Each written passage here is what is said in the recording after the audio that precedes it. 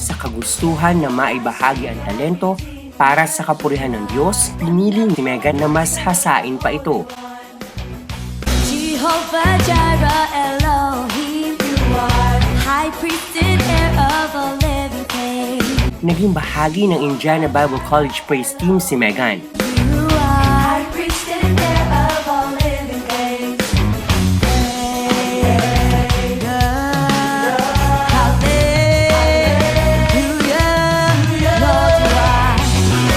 It's amazing, like knowing that God is using you to minister and to invite people into the presence of God it's just mind blowing.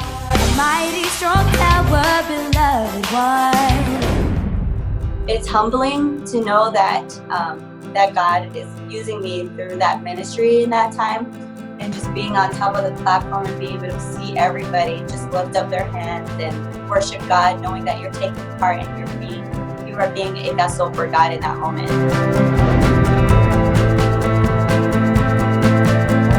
Dito rin niya nakilala ang kanyang the one. You're pursuing God, He's bringing somebody the same way, so you're gonna meet each other.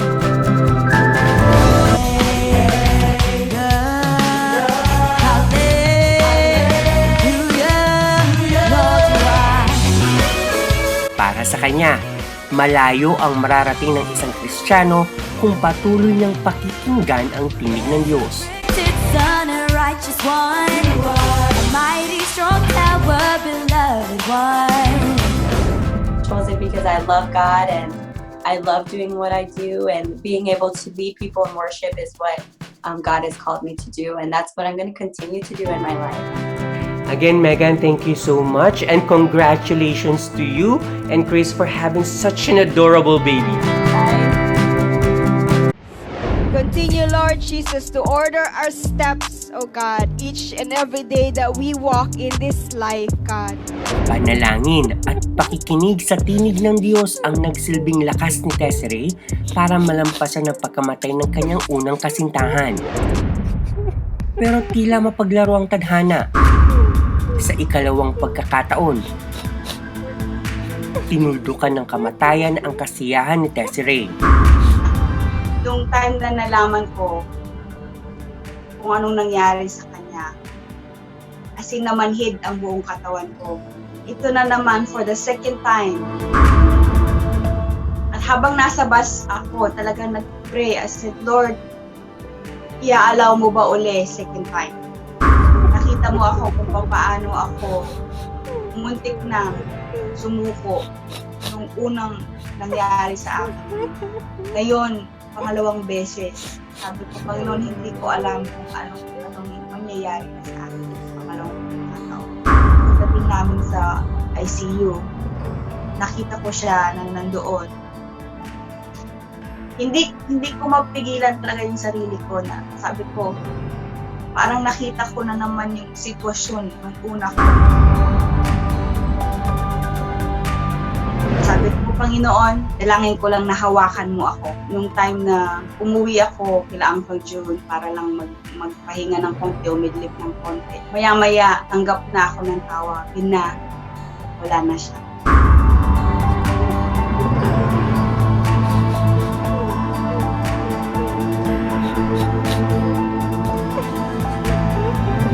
Naglahong parang bula ang mga planong sabay nilang binuo. Nung nawala siya, nawala rin yon. Yung direction, yung plano mo na o kayong dalawa in the future. I'm lost. Pero sa halip na magrebelde, mas pinili niya na ipagpatuloy ang paglilingkod sa Diyos. Yung second time, pakiramdam ko, prepare na ako ng Panginoon. Kasi at that time, nasa ministry na ako. Yung relationship ko sa Panginoon, lumalim na. Kinokonsole ko yung sarili ko. Sabi nga ni David, encourage yourself in the Lord. Tanggap na niya na maging single forever. Hanggang sa makilala niya si Gilbert. I know from the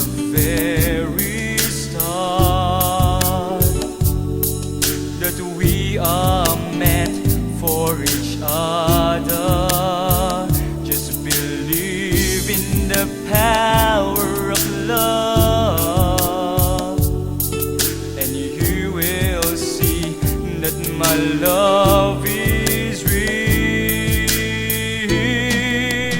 Bakit ka muling sumugal sa pag-ibig? I guess the final confirmation is, sabi ko, Panginoon, kung kalooban mo, ikaw ang mabukas ng puso ko para sa kanya. Kasi sarado na. As in, kandado na talaga siya. After that prayer, siguro mga ilang buwan, naramdaman ko na meron na akong nararamdaman para sa kanya. Hindi lang isa, kung hindi 2 beses ikinasal sina Desiree at Gilbert. God has been great and God has been good. Ang dati panaginip lang, ngayon ay isang ganap na realidad. Pinakapanaginip sa akin na punta ako sa isang island, maraming naghihintay sa akin dahil magtuturo daw ako about intercessory prayer. Nangyari, nagkatotoo yung dream about that. 1 month pa lang ako dito sa Hawaii, nabuo yung tinatawag nilang Island Network of Prayer. And after that, kinausap ako nung coordinator, ang sabi sa akin, can you teach the first INOP conference natin? Hallelujah, hallelujah, hallelujah. Blessed be your name, blessed be your name, blessed be your name. Hindi rito natapos ang pagsubok ng Diyos kay Desiree. It is a desire sa mag-asawa na magkaroon ng suppling. Sabi ko sa Panginoon, Lord, inalaw mo ako na dumaan doon sa mga nakaraang pagsubok ko. Ngayon uli, pinaghihintay mo ako uli na matagal. Sabi ko sa Panginoon.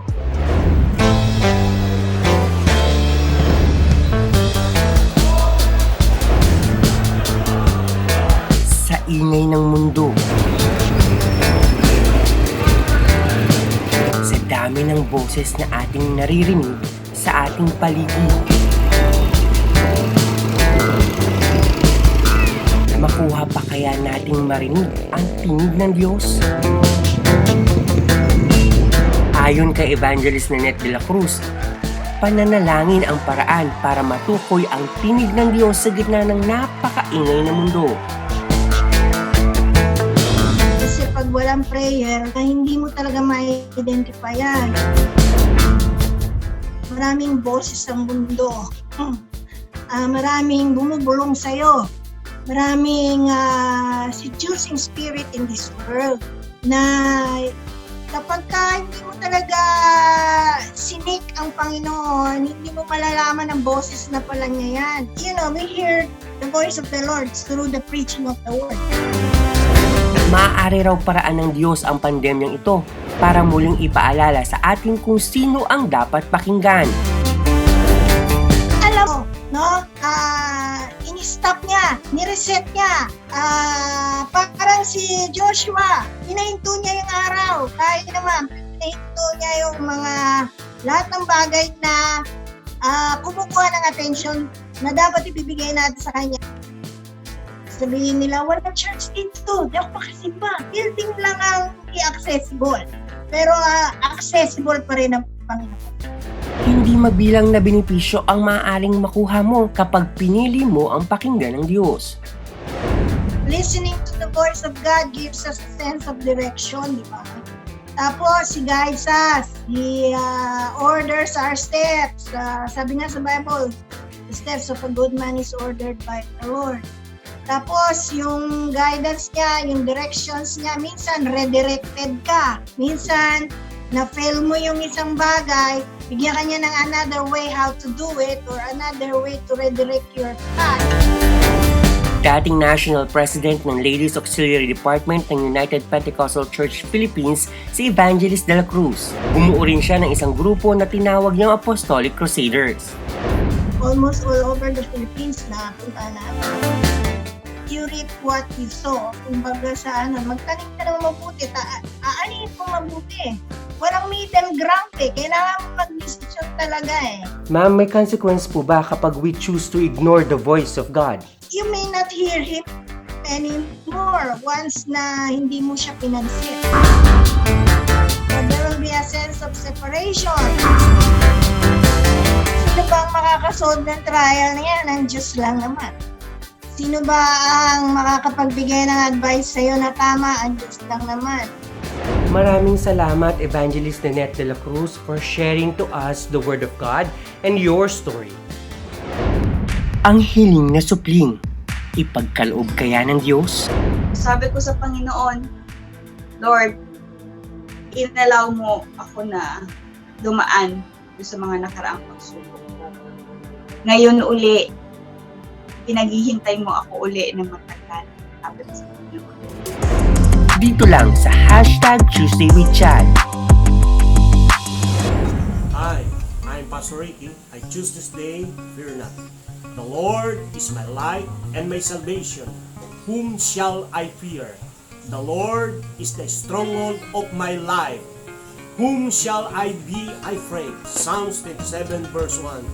I am Giselle Lely Salbores. Today, I choose to be patient. Hi, I am Ian. Today I choose to stand firm.